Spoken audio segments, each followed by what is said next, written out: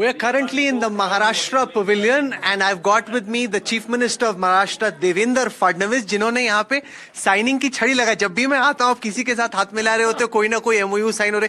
जब से आप डावास आए अब तक कितनी एमओयू साइन किया आपने?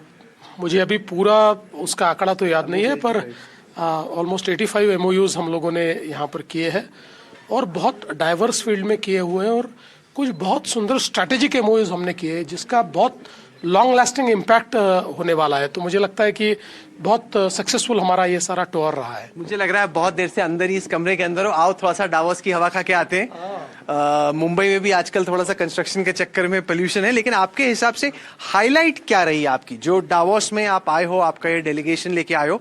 What do you consider as the biggest highlight? हाँ, तो बहुत ठंडी है। अच्छा, वो जैकेट भी देखिए, रुकिए, जैकेट भी देखिए, जैकेट पे भी लिखा है बॉस, तो मतलब जैकेट को भी पता है कि महाराष्ट्र का बॉस कौन है। अच्छा बताइए, आपकी अब तक की डावोस की हाईलाइट आप किस चीज को मान रहे हो?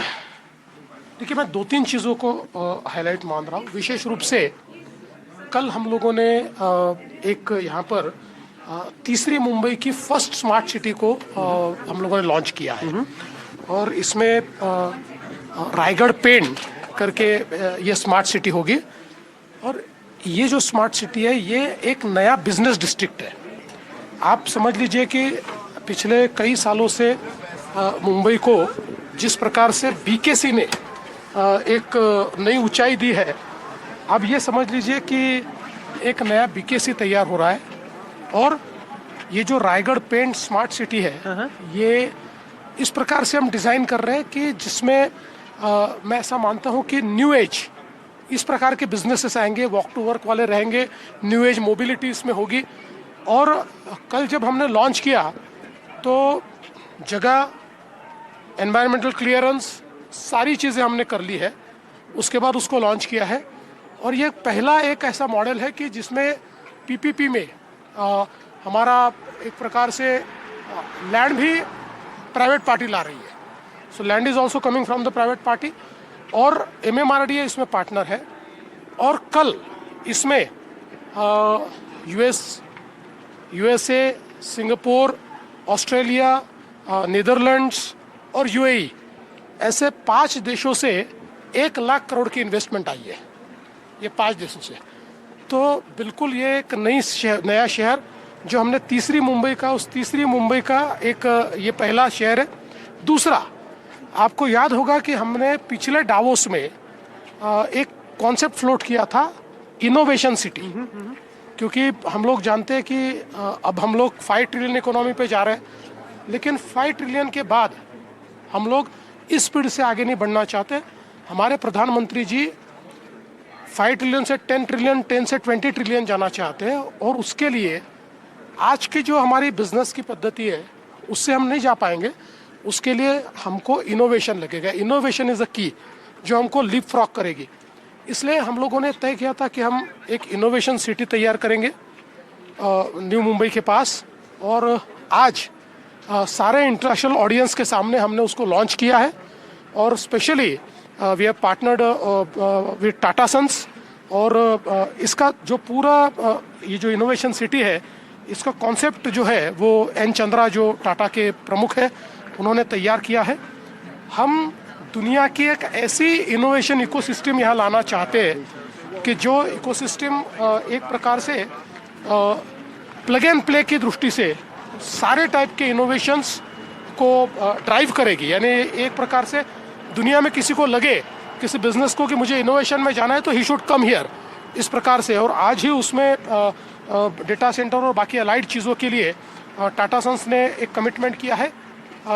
करीब $11 बिलियन 11 बिलियन डॉलर्स का कमिटमेंट आज उन्होंने घोषित किया है इंटरनेशनल ऑडियंस के सामने। और आज हमने सारे इंटरनेशनल बिजनेसेस को करीब आज अलग अलग देशों के करीब 400 लोग थे, 400 से 500 लोग, उनके सामने हमने इसको आज लॉन्च किया है। पर आपने देखा होगा कि जो ऑपोजिशन के कुछ लीडर्स हैं वो क्रिटिसाइज कर रहे हैं, कह रहे हैं कि एक तरीके से शो ऑफ स्ट्रेंथ हो गया है कि कई सारे एमओयूज की संख्या और डील की वैल्यू को बढ़ाने के लिए कई सारे ऐसे लोग जिनके साथ आप मुंबई में अपने ऑफिस में ही साइन कर सकते थे एमओयू, उनको आप यहाँ पे लेके, how do you respond to this? देखिए, मुझे बहुत खुशी है, आपने पिछले साल भी मुझे सवाल पूछा था और मैंने पिछले साल भी इसका जवाब दिया था जो छोटे दिमाग के लोग होते हैं उनको ये सारी चीज़ें कई बार समझ में नहीं आती कि अंतर्राष्ट्रीय व्यापार कैसे चलता है और किस प्रकार से हम लोग डील करते हैं।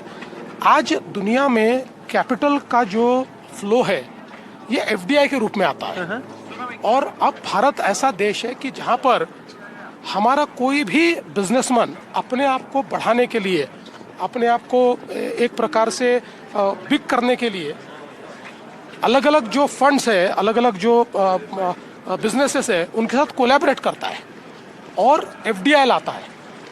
तो ये जो एफडीआई आता है ये एफडीआई के लिए इस प्रकार से ये डील्स होते हैं। मसलन कल किसी ने ये ट्वीट कर दिया कि आपने लोढ़ा के साथ यहाँ क्यों एमओयू किया।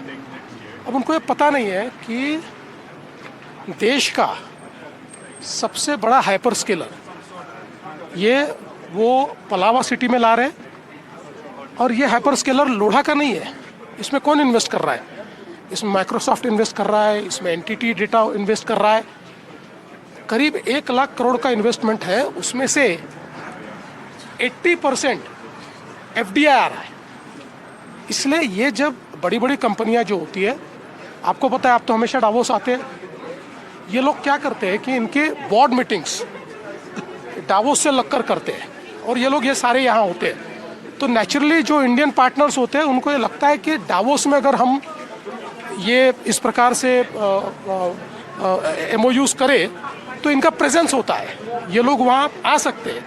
इसलिए डावोस में इस प्रकार के जो एमओयूज है वो होते हैं। और आप देखिए सारे एमओयूज ऑल ये एफडीआई लाने वाले हैं, सारे एफडीआई वाले। आपने हाइपर स्केलर्स और डेटा सेंटर्स की बात की। आजकल जो मुंबई का रीजन है उसका कंपटीशन स्टार्ट हो गया है आंध्र प्रदेश और चंद्रबाबू नायडू से। वो तो रेस में ही नहीं थे, ना 3 में ना 13 में, वो आगे रेस में और गूगल की बाजी लेके चले गए वहाँ पे। देखिए बहुत अच्छी बात है क्योंकि हमारे देश में डेटा सेंटर की इकोसिस्टम को तैयार करना बहुत ज़रूरी है।